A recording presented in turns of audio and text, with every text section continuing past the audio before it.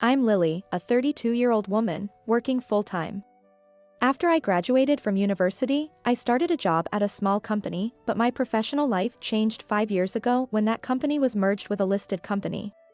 I used to work for a very low salary, but now my salary was increased to match the standards of the larger company.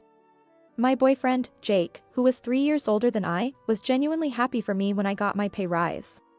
He knew that I was mentally and physically exhausted from my old job, as I had to work evenings and weekends with no penalty rates. He would often tell me, "Quit that job. Marry me instead." But I couldn't make up my mind to leave the company, thinking it would impose an unreasonable burden on other employees. With my improved work environment and salary increase after the merger, Jake must have been so relieved. He proposed to me, and shortly after that, we got married. I told Jake that I wanted to continue working since I was fortunate enough to work for such a large company. Jake agreed, as he was dissatisfied with our rental apartment and wanted to buy a condo as soon as possible. However, the initial excitement of a higher salary and working for a reputable company only lasted for a short time. The employees at the large company were all incredibly talented, having gone through the rigorous screening processes, which made someone like myself feel out of place. In the beginning, they were showing empathy for my situation, but within a month, my lack of skills became apparent to everyone in my department, and I was left with only menial tasks. Some people might think they would be easy jobs with no responsibility, but shredding piles of documents, or scanning dusty, years-old documents and saving them in the computer every day made me feel incompetent. One morning, I had a chance to say something during the team meeting. I said, "I've been relying too much on all of you. Starting today, I'm going to try my hardest, so I humbly request you for guidance in my work." My colleagues were very strict but kind. From that day, they started teaching me the ropes. I seized every opportunity to learn and gradually began to be entrusted with more responsibilities. My efforts were finally recognized and applauded by my boss. Soon after that, I was allowed to participate in larger projects, which led to more salary increase. I was truly happy. However, Jake seemed not to enjoy my gradual success. He most likely felt neglected by me since I started working hard. I wasn't doing any overtime, but I was always too exhausted to do anything after I came home. Of course, I tried to make time for us on weekends. But when Jake knew that I was earning more than he did, he began to express his displeasure openly. Desperately, I tried to make him feel better, saying, "I only make a little bit more than you. The more you earn, the higher your rate of tax is, and the more tax you will have to pay." But Jake took whatever I said the wrong way.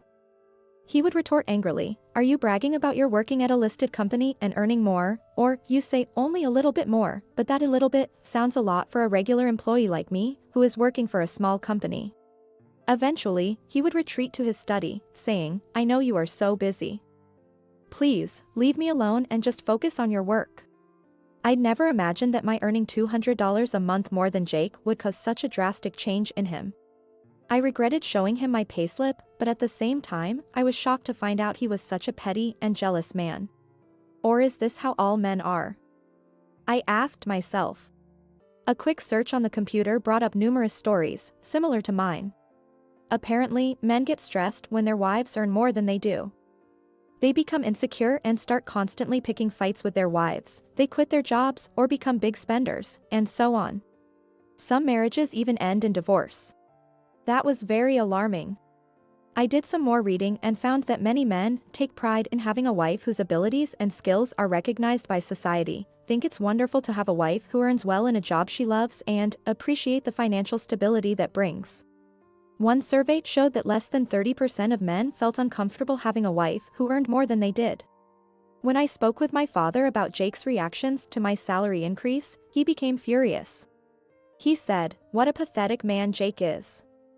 Doesn't he know how hard you've worked to get to where you are now? You should divorce him. Stop wasting your time on him." I had to admit that Jake really was a pathetic man. And I realized my love for him was fading, which was sad because we had only been married for 4 years. I remembered how supportive he was when my working conditions were very poor before the company merger. Plus, there was the mortgage on the condo we bought 2 years ago.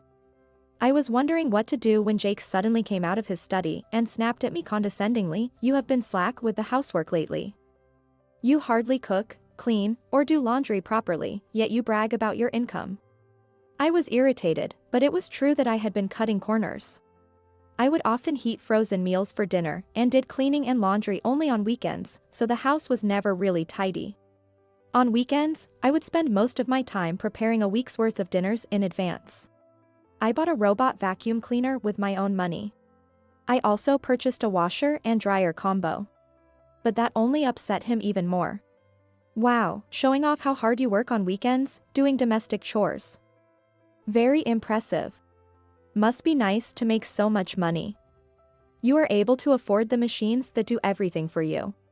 I thought to myself, enough is enough. Eventually, I got tired of arguing with Jake and thought it would be better for us to separate from each other temporarily.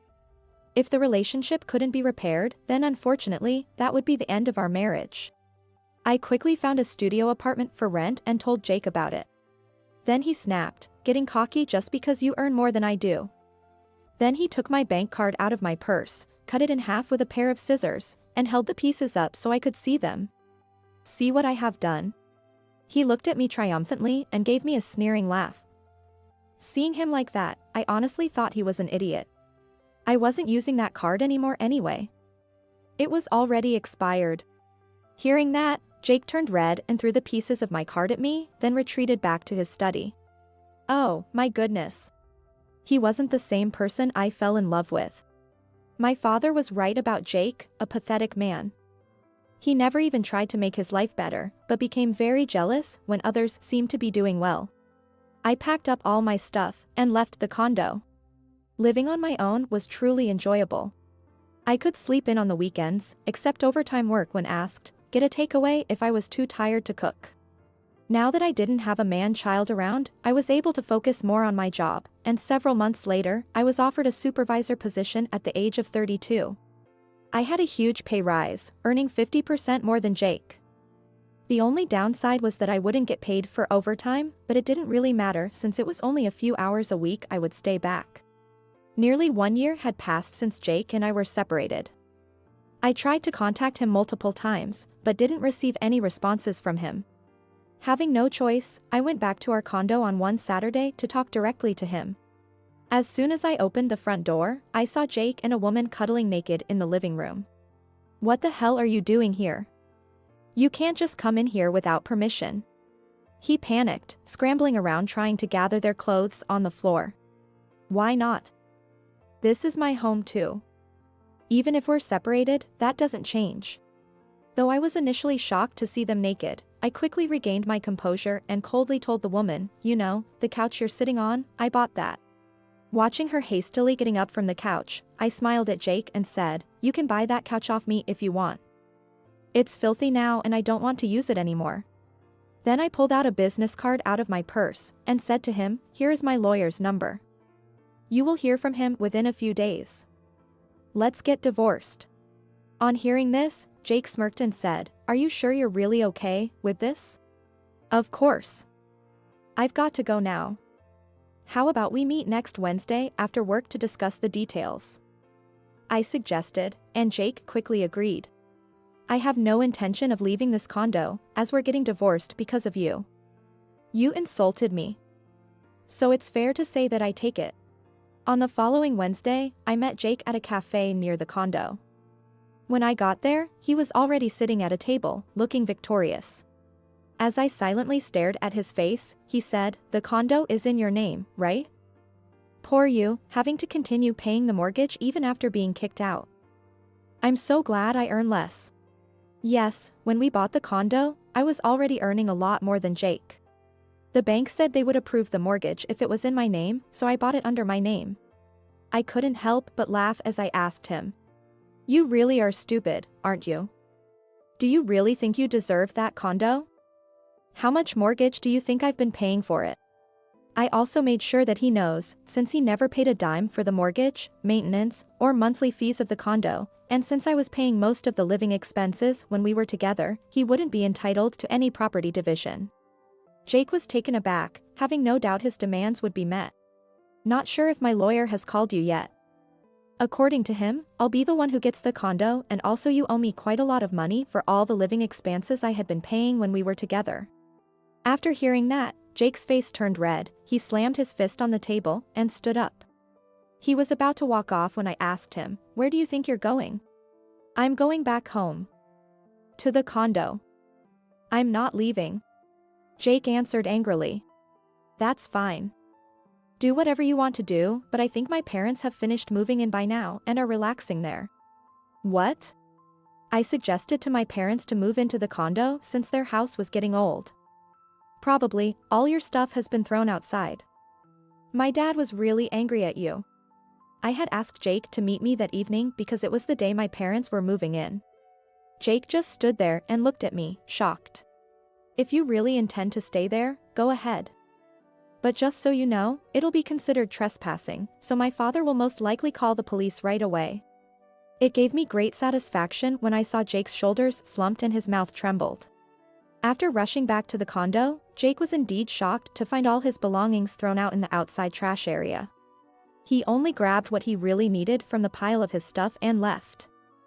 I heard that he went straight to that woman's place.